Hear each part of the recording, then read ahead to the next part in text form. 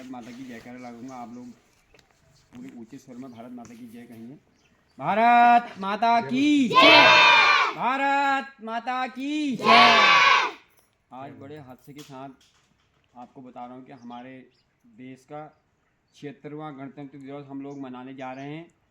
आज हमारे देश को गणतंत्र लागू हुए 75 वर्ष पूरे हो चुके हैं और 26 जनवरी 1950 को हमारे देश का गणतंत्र लागू हुआ था। गणतंत्र को हम पहाड़ी भाषा में इस प्रकार से बता सकते हैं कि हमारे देश को चलाने के लिए जो नियम कानून बनाए गए थे उनको 26 जनवरी 1950 से लागू किया गया। तो इसलिए गणतंत्र दिवस उसी दिन से लगातार हम अविरल मनाते आ रहे हैं।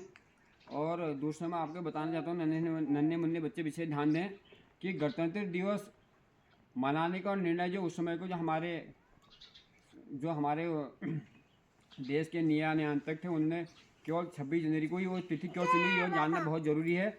26 जनवरी को इसलिए चुना जब यहाँ ब्रिटिश सरकार का यहाँ शासन था। तो 26 जनवरी 1930 को हमारे देश के जो स्वतंत्रता संग्राम सेनानी लोग थे जो आज़ादी के लिए लड़ाई लड़ रहे थे, उन्होंने पूर्ण स्वराज्य दिवस मनाया था 26 जनवरी 1930 को।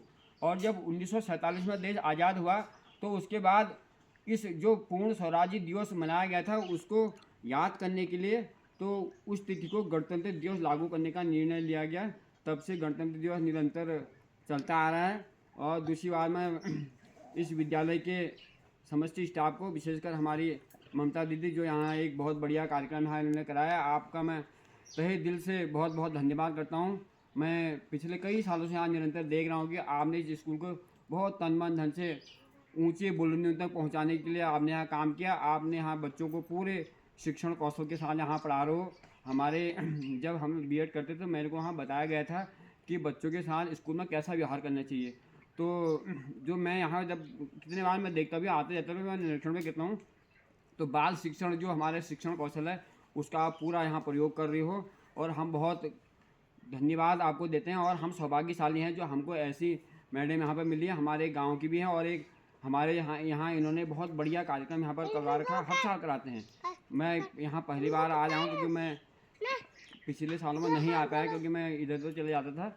और आज मेरा कार्यक्रम जाड़ी के स्कूल में भी था, इंटर कॉलेज से भी बुलाया था, अल्मोड़ा मेरा LIC ऑफिस में भी था और शिशु मंदिर से भी मुझे फ़ोन आया था। लेकिन जब हमारी दीदी ने हमको कल रात को हमको बताया तो मैंने सब जगह कार्यक्रम कैंसिल कर दिए।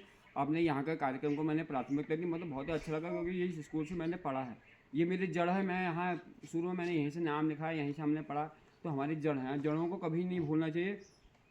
शिखर पर वही मजबूत होता है जिसकी जड़ मजबूत होती है। तो हमारी इस स्कूल से हमारी जड़ मजबूत थी, यहीं से मैंने आवाज़ सीख रखी है। तो इस स्कूल को मैं बहुत नमन करता हूँ और साथ ही में ये नन्हे मुन्ने बच्चों के उज्जवल भविष्य की कामना करता हूँ।